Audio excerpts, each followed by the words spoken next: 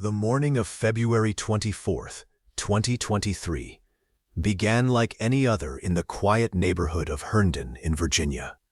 Birds chirped outside neat homes, cars moved slowly through the streets, parents prepared their children for school and work. It was an ordinary Friday morning in a neighborhood where nothing seemed particularly out of place. But inside one house on a peaceful cul-de-sac, an unimaginable scene was unfolding. Christine Banfield was lying on the floor of her bedroom, bleeding heavily from multiple deep stab wounds to her neck and upper body. Nearby, a man named Joseph Ryan lay motionless, suffering from gunshot wounds to his head and chest.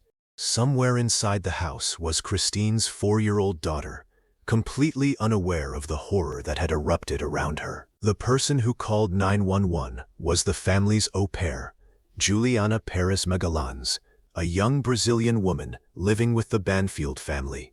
Brendan Banfield, Christine's husband, was also inside the home when police arrived. Both Juliana and Brendan gave investigators essentially the same explanation. They had encountered a violent attacker and had acted to protect Christine. In those first frantic moments, it appeared to be a horrifying case of a home invasion or a stranger violently entering the house. Brendan's account suggested that he had intervened to save his wife.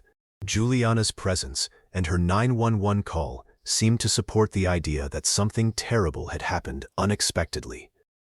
But the scene contained details that did not fit together neatly. As investigators began examining the evidence, interviewing witnesses, and reconstructing the events inside the home, the initial story slowly began to unravel. What first appeared to be a random attack would eventually become something far more disturbing. The investigation uncovered a hidden relationship between Brendan and Juliana. Their connection was not simply that of an employer and an au pair. Investigators discovered an affair that had developed while Christine was still alive, along with their involvement in an online fetish community.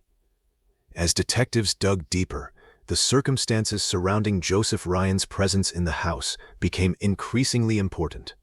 Why was he there? Why had Christine been attacked? And why had Brendan and Juliana both described the same supposed attacker? The answers would eventually lead prosecutors toward a chilling theory. The killings were not the result of a sudden confrontation, but part of a deliberate plan. According to the prosecution, the affair had become the driving force behind a scheme to remove Christine from the picture. Brendan allegedly did not want the complications that would come with ending his marriage through divorce. A divorce could mean dividing assets, dealing with custody of their young daughter, and facing the personal and social consequences of abandoning his marriage. Murder, prosecutors argued, offered a horrifying shortcut. The alleged plan was even more disturbing because it involved another man who investigators believed was being used as a disposable pawn. The theory was that Joseph Ryan was brought into the situation under circumstances designed to make him appear to be the aggressor, creating an explanation for Christine's death while allowing Brendan and Juliana to portray themselves as defenders. But the deeper investigators went, the less convincing that explanation became. The house that initially looked like the scene of a chaotic home invasion began to look like the center of a carefully constructed deception. The affair, the online connections, the presence of Joseph Ryan, the wounds inflicted on Christine, and the actions of Brendan and Juliana all became pieces of a much darker puzzle. For months, investigators continued working to determine what had really happened inside the Herndon home that morning. Eventually, the case shifted dramatically. What had initially been portrayed as an attempt to save a wife from a violent intruder became an alleged conspiracy involving two people who prosecutors claimed wanted Christine dead so they could pursue a life together. The truth, investigators would argue, had been hidden behind a carefully staged story. And the quiet suburban house on that Virginia cul-de-sac was no longer simply the location of a tragic double shooting. It had become the center of a murder investigation driven by secrecy, obsession, betrayal, and an affair that prosecutors believed had crossed a horrifying line. Christine Banfield was 37 years old and worked as a pediatric intensive care nurse, spending her professional life caring for critically ill children. Friends and those who knew her described her as warm, capable, compassionate, and deeply devoted to her family. Her husband, Brendan Banfield, had a very different professional background. A former IRS criminal investigator, he had spent years working in a world where evidence, investigations, and carefully established facts mattered. To anyone looking from the outside, Brendan and Christine appeared to be a stable married couple raising their young daughter in a comfortable suburban home. In late 2021, the family made a decision that seemed completely ordinary. They hired Juliana Perez Magalhães, a young Brazilian woman in her early 20s, as a live-in au pair. Juliana's first language was Portuguese, and she moved into the Banfield household to help care for their daughter and assist with the family's daily routine. Over time, she became a regular part of the household, living under the same roof as Brendan, Christine, and their child. But beneath the appearance of a normal family arrangement, the relationships inside the home were changing. By the summer of 2022, Brendan and Juliana had developed a secret romantic and sexual relationship. What began behind Christine's back would eventually become central to the murder investigation. Their relationship was not, according to later testimony, merely a brief affair. It grew into something that allegedly made both of them imagine a future together. Testimony later presented in the case suggested that Brendan had spoken to Juliana about building a life with her. He allegedly talked about marriage and having more children together. But there was one enormous obstacle standing between them: Christine. Brendan was already married, and ending that marriage would not simply mean signing divorce papers. There would be financial consequences, questions surrounding the family's property and assets, and a potentially bitter custody dispute over their young daughter. There would also be the emotional and social fallout of leaving his wife for a much younger woman who had been living inside their home. According to prosecutors, Brendan did not want to deal with any of that. Instead, they argued, he began looking for a darker solution. The prosecution's theory was that Brendan wanted Christine removed permanently, while avoiding the consequences of a conventional divorce. If Christine died under circumstances that appeared to have nothing to do with him, Brendan could potentially avoid the financial, legal, and personal complications that would accompany a separation. But there was another problem. Simply killing Christine would immediately place suspicion on the people closest to her, especially her husband. That is where the alleged plan became even more elaborate. Prosecutors would later argue that Brendan and Juliana sought to create a scenario in which another person could be blamed for Christine's death. The objective, according to the Commonwealth's case, was not merely to kill Christine, but to construct a story that would make the killing appear to be something else entirely. The woman Brendan had married and built a family with had become, prosecutors alleged, an obstacle standing between him and the future he wanted with Juliana. And as their relationship grew closer, the consequences of that desire would become increasingly deadly.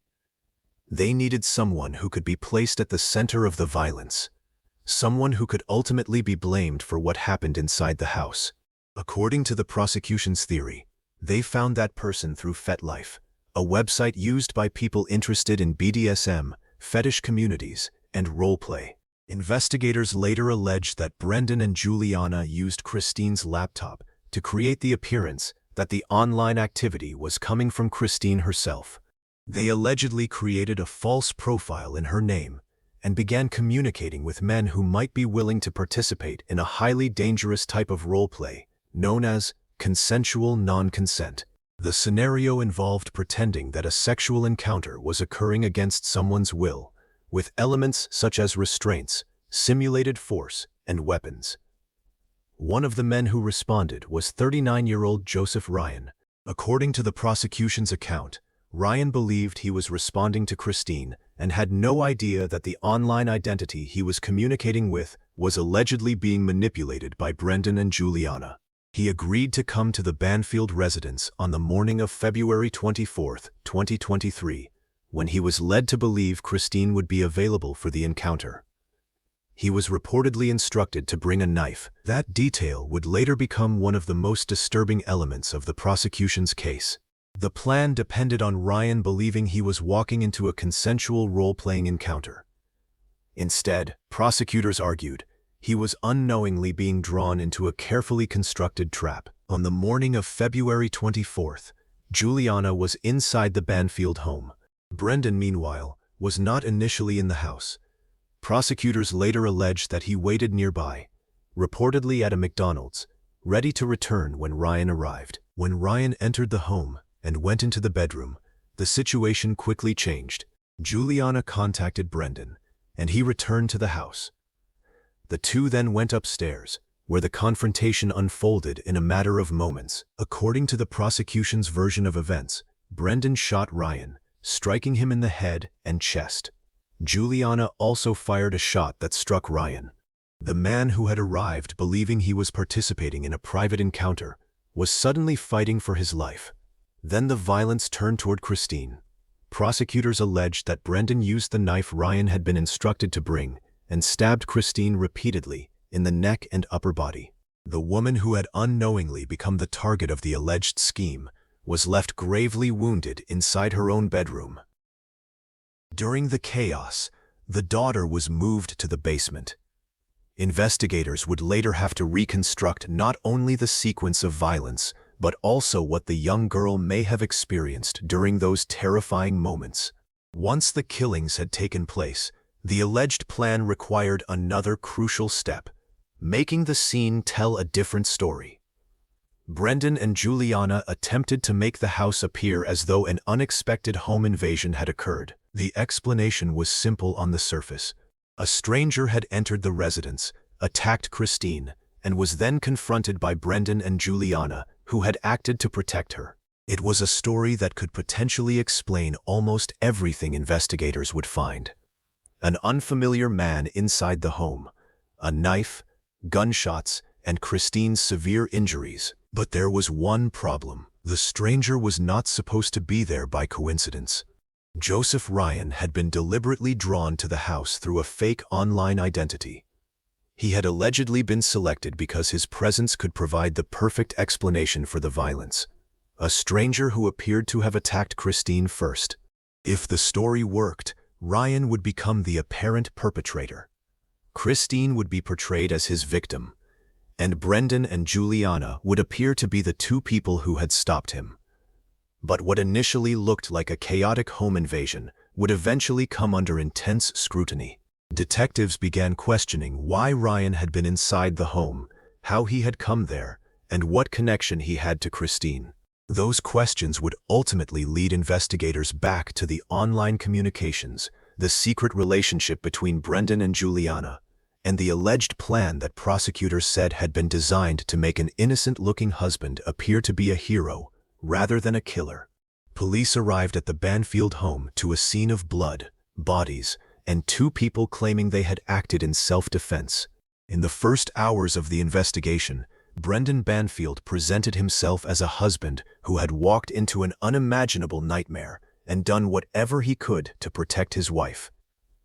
Juliana Perez Magalhães initially supported essentially the same version of events, but investigators began noticing details that did not fit neatly into the story. Digital evidence pointed toward activity on FetLife and other online accounts connected to Christine's computer at times when investigators believed she could not have been the person using them. Phone records and location data also raised questions about Brendan's movements that morning. What initially looked like a husband arriving by chance at the scene of a violent attack began to look, investigators believed, increasingly like a man who had been waiting for the right moment to return. Then there was what happened after the killings. Juliana did not simply disappear from the Banfield family's life. Instead, according to evidence later presented in court, her relationship with Brendan continued. Photographs of Christine were removed from parts of the home, while images of Brendan and Juliana appeared in their place. Their relationship became increasingly difficult to conceal, and people around them began noticing the closeness between the two. The investigators' attention increasingly focused on the affair. Months after the killings, the case began to change dramatically. Juliana was arrested and charged in connection with the deaths. Brendan was eventually charged with the murders of both Christine Banfield and Joseph Ryan. The couple, who had initially presented themselves as witnesses to a horrifying attack, were now facing accusations that they had helped create it. In October 2024, Juliana made a crucial decision. She pleaded guilty to involuntary manslaughter in connection with Joseph Ryan's death and agreed to cooperate with prosecutors. In exchange, she would testify against Brendan.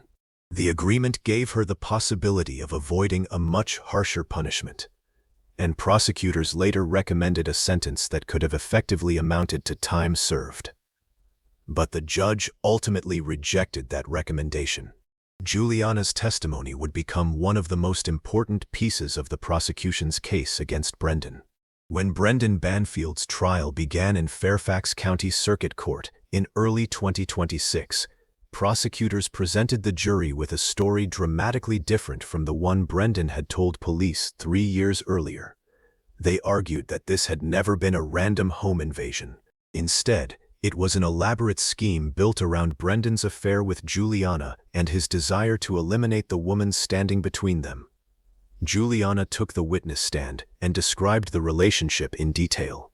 She testified about how the affair developed, how the two discussed a future together, and how Brendan allegedly did not want to go through a divorce because of the financial consequences and the possibility of losing custody or access to his daughter. She described the creation of the fake FetLife identity and the communications used to lure Joseph Ryan to the house. Most importantly, she portrayed Brendan as the driving force behind the plan,